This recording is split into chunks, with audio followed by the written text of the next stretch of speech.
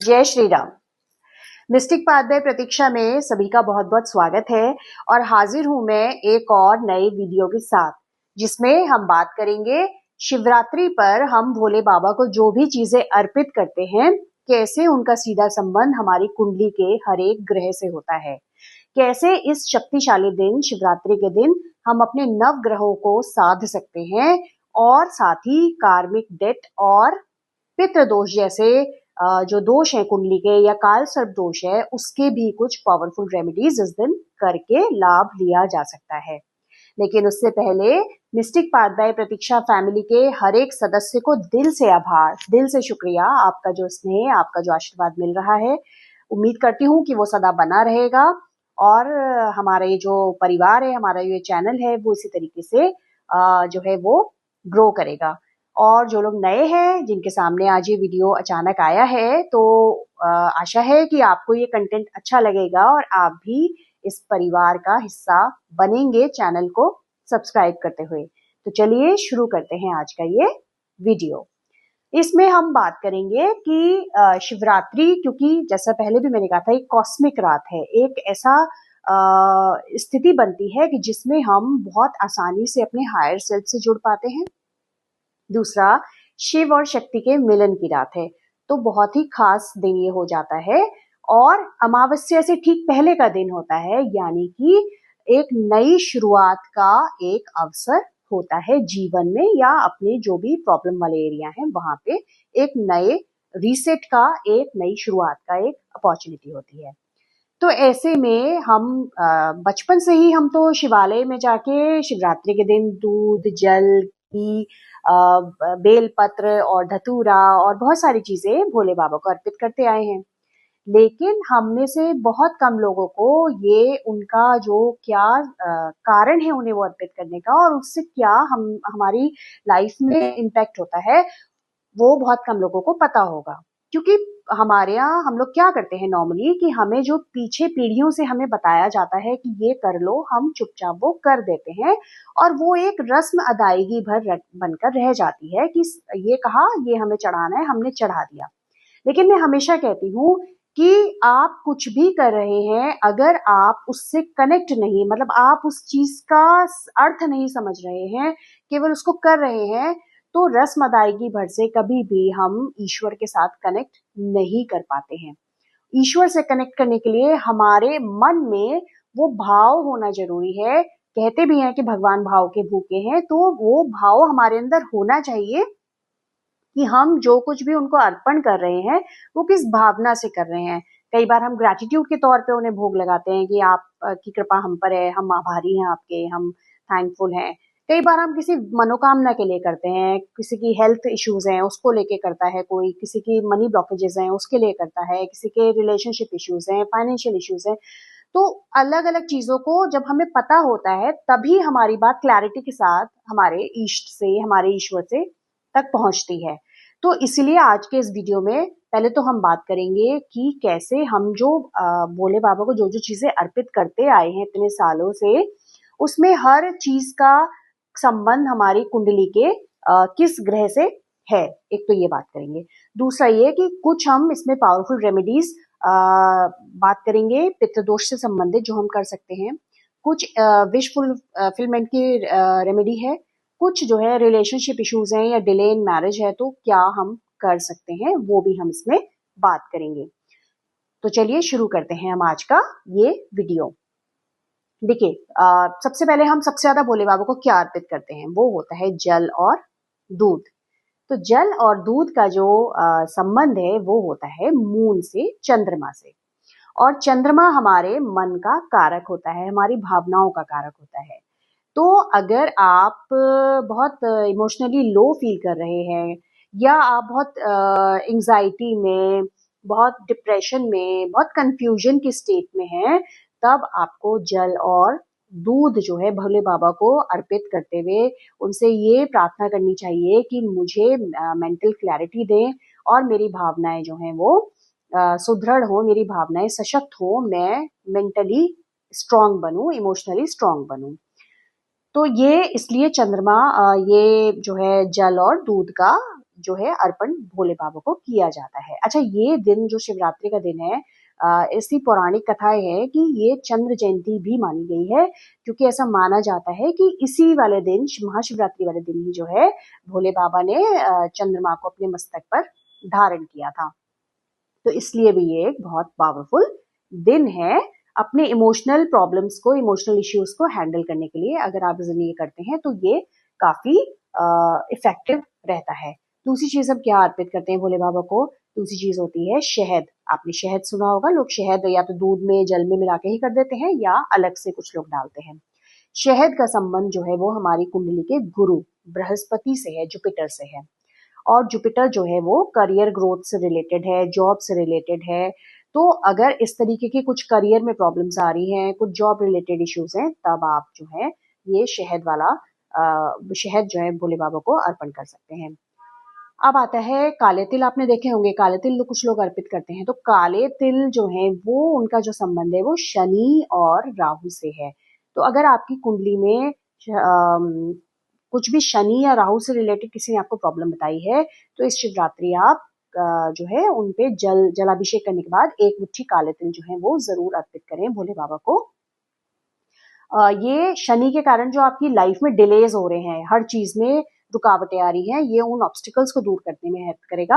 और साथ ही राहु से रिलेटेड, अगर आपका जो है मन से रिलेटेड, आपका राहु कंफ्यूजन क्रिएट करता है, अगर राहु से रिलेटेड प्रॉब्लम्स हैं तो भी वो, राहु रिलेटेड हेल्थ इश्यूज हैं तो भी वो ये आपको हेल्प करते हैं काले तिल। सफेद तिल जो है, सफेद तिल और धतूरा, ये आपका केतु से रिलेटेड है। तो अगर केतु संबंधित आपकी कोई प्रॉब्लम चल रही है तो ये धतूरा और सफेद तिल अर्पित किए जा सकते हैं।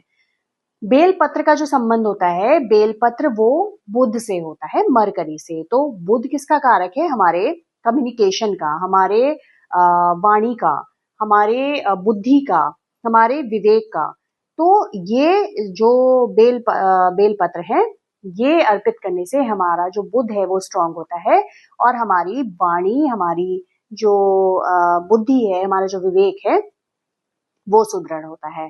इसके अलावा दही आपने देखा होगा अर्पित करते हुए, दही, कुछ लोग गुलाब जल चढ़ाते हैं, तो वो उसका सीधा संबंध हमारे वीनस से है, हमारे शुक्र से है। और शुक्र किसका स्थान है? शुक्र है हमारे लग्जरी का स्थान, शुक्र है हमारे रिलेशनशिप का स्थान।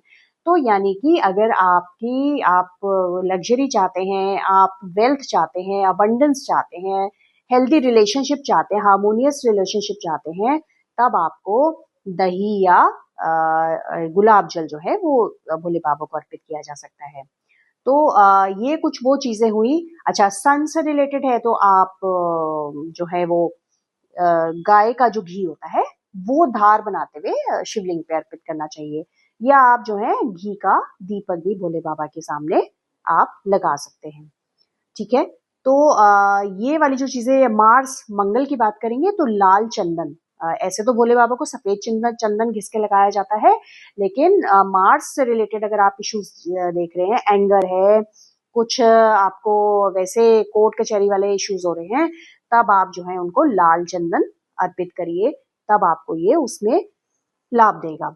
अब हम बात कर लेते हैं कि इसके लिए जो आपका केतु का एक और पावरफुल उपाय है।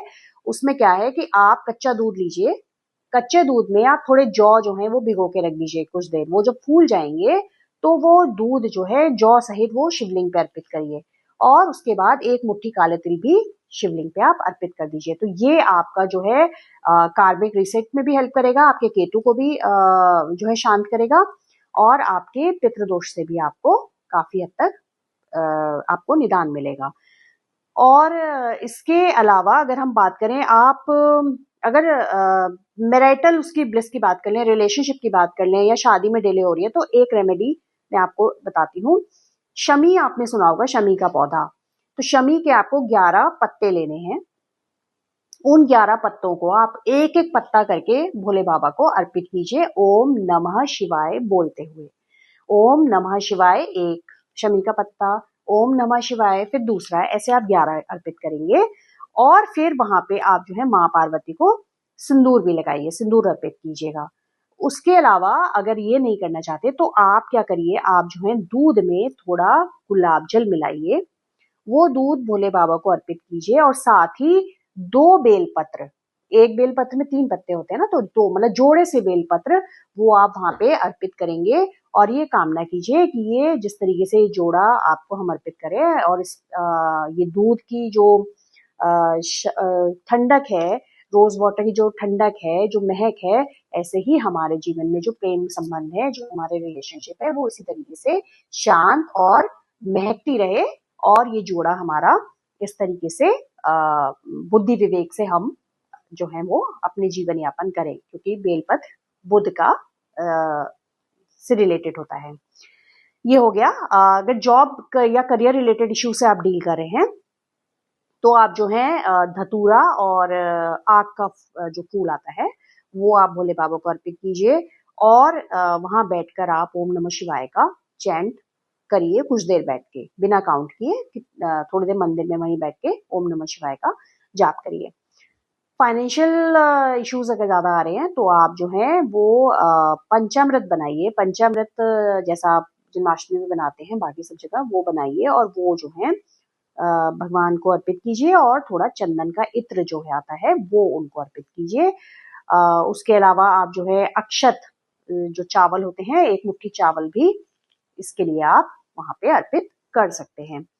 पितृदोष, काल सर्प दोष, शनि, जैसे मैंने पहले बताया, काले तिल इनका अचूक उपाय है।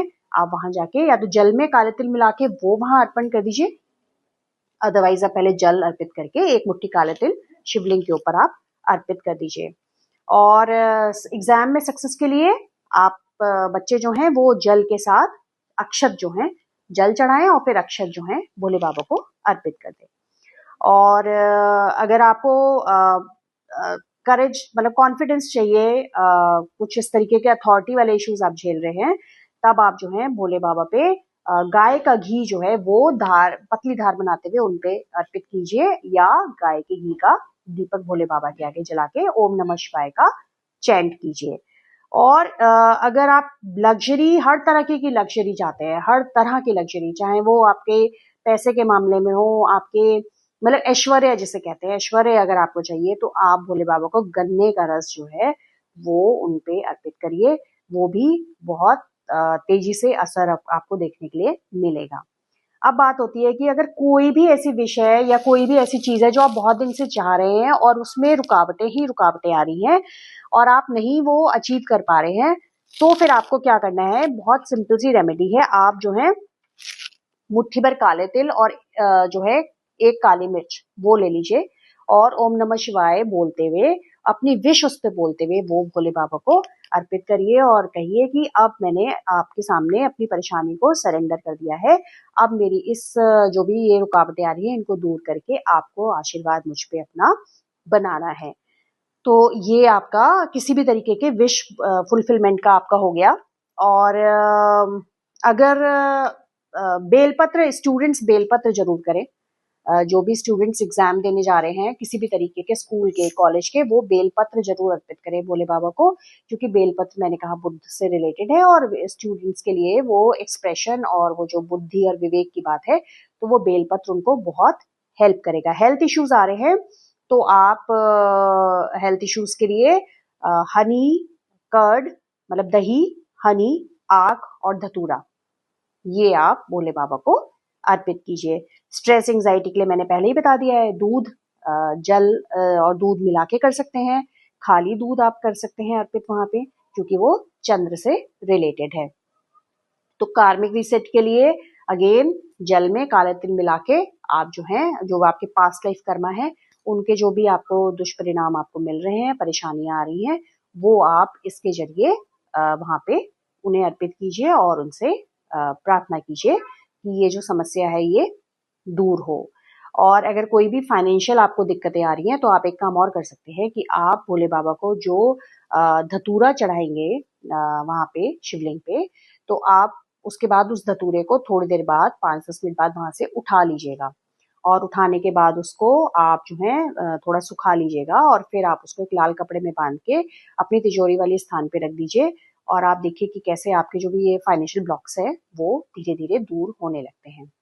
तो ये सारी चीजें हुई कि भोले बाबा को हम जो जो चीज अर्पित करते हैं उसका कैसे हमारे ग्रहों से संबंध है। तो अगर आपको ये पता है कि आपकी कुंडली में किस ग्रह की वजह से अभी प्रॉब्लम चल रही है, तो आप उसके अकॉर्डिंग डिसाइड कर लीजिए कि आप उन्हें क्या इस बार शिवरात्रि पे चढ़ाने वाले हैं और इंटेंशन के साथ चढ़ाने वाले हैं। ठीक है, और अगर नहीं है तो मैंने आपको सिम्टम्स बता दिए। बहुत टाइम से हेल्थ इश्यूज चल रहे हैं तो आप जो है दही और शहद चढ़ाइए। और अगर आपको लग रहा है कि रिपीटेटिव पैटर्न्स हैं यानी कार्मिक ब्लॉक्स हैं, कार्मिक ब्लॉक्स की सबसे बड़ी पहचान होती है रिपीटेटिव पैटर्न्स होते हैं। बीमारियां हैं तो बीमारियां खत्म ही नहीं होती हैं, लगी रहती हैं। रिलेशनशिप इश्यूज हैं तो वो भी लगातार लौट लौट के आते रहते हैं। कोई फाइनेंशियल लॉसेस हैं तो वो बार बार होते रहते हैं, एक ही तरीके की चीजें होती रहती हैं।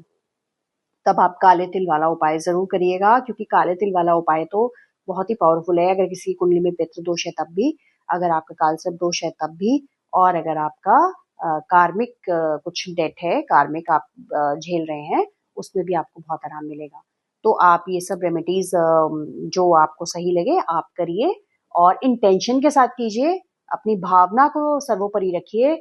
और फिर तो वो भोले बाबा है, उन्हें बहुत ज्यादा कुछ नहीं चाहिए होता, वो तो बेचारे धतूरे और उसमें ही आशीर्वाद दे देते हैं।